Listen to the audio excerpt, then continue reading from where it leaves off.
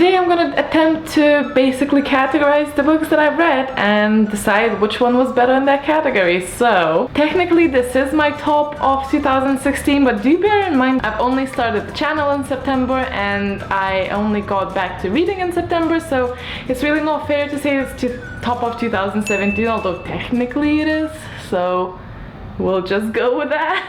So I have 7 categories.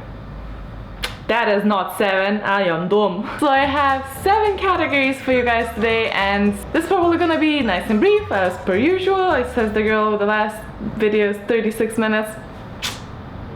Okay, so I think without further ado, let's just get into it. I think I will start with the books that I don't actually have the hard copies with me for one reason or the other. The most emotional read of 2016 for me was Soul to the Sea by Ruta Sepetys.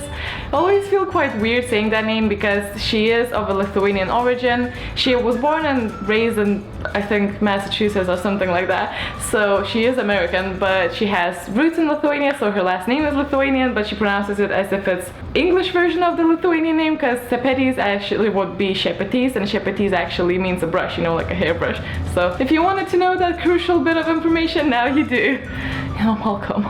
Soul to the Sea is a story of people who were trying to flee the Second World War. I think specifically they were trying to flee Soviet Russians, and well, I know a lot of people say that they never learned about it, so it was really shocking to them. I can't really say the same thing because we obviously learned that at school in Lithuania. We go through the whole history, we know all of these things. This whole thing was more recent than you might think. I am the first generation to be born in a free Lithuania because my parents still went through the whole Soviet Russia thing, and my own grandparents were people who were pushed to Siberia, so I am well aware of the actual horrors that went on. However, this book was still so interesting. The story is written in very short chapters, so it was really catchy. We have a selection of very different characters. We go from really self-absorbed 17-year-old German soldier to a shoemaker who just goes on and on about shoes and is just like a sweetheart. We have a Polish 16-year-old who is pregnant, and we have a Lithuanian 20-something, I think, nurse, and they just all come together and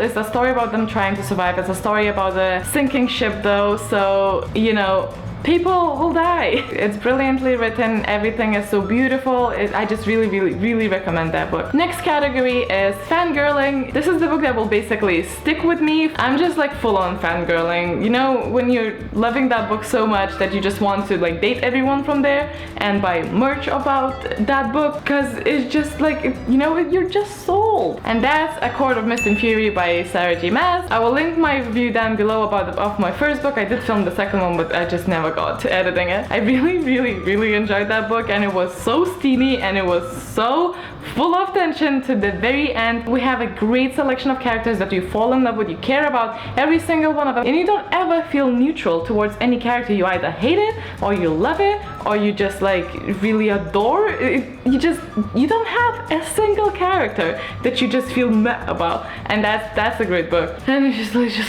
just talk about Reese.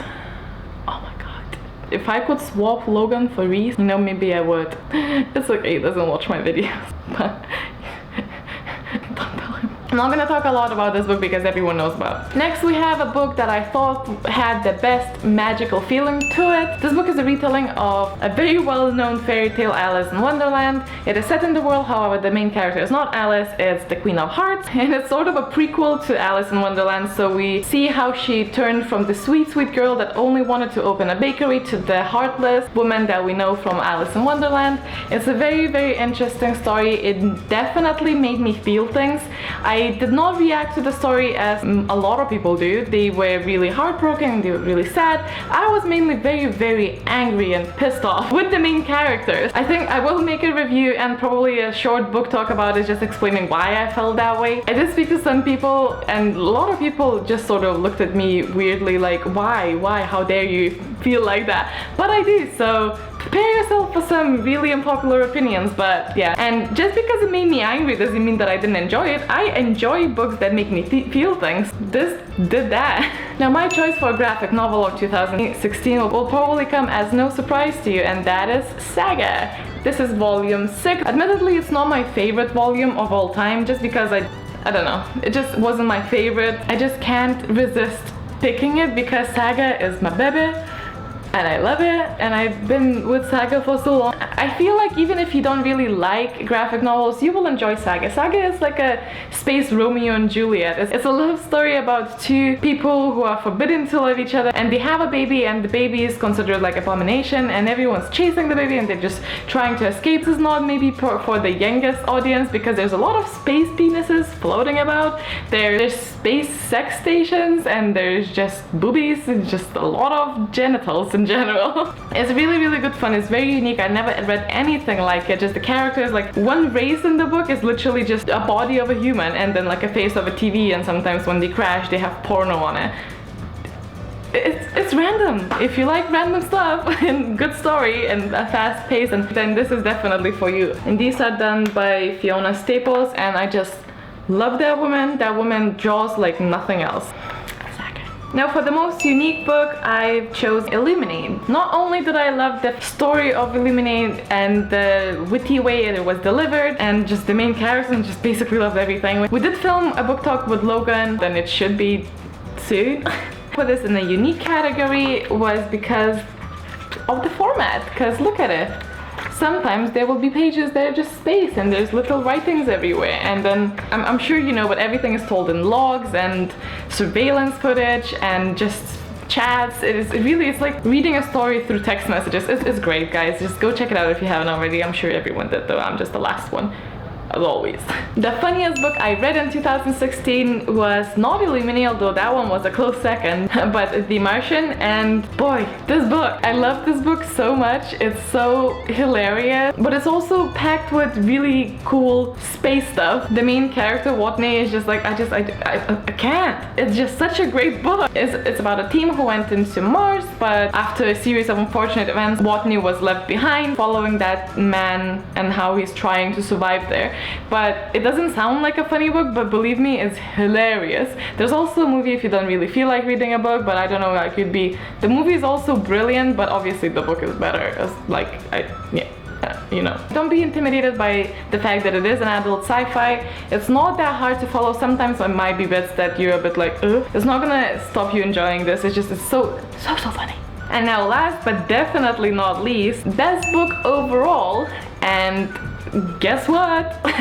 It's the Name of the Wind series. Well, the Killer Chronicles. Really don't like the series name, so I'll just call it the Name of the Wind series. As I constantly tell people that doubt that this is a great book, this is the book that got me out of a 5-year-long slump. If my slump was a kid, it would almost go to school. I keep telling that to people so they would imagine how big my slump was. And if you needed any extra intensive on why to read this or some motivation, they're making a movie, so you know you're gonna, so just do it. So that's everything for my top books that I read in 2016. They were not necessarily released in 2016. I know the Name of the Wind wasn't, so whatever. Those are just the things that I read in 2016. I hope you enjoyed my list. Sorry if I didn't pick something you really enjoyed this year. I still haven't read a bunch of them that I'm sure would have made into the list, but come back next year. Let me know in the comments down below what was your overall favorite book of the year. And anyway, as always, thank you so much for watching. I hope you enjoyed it. Give it a thumbs up if you did.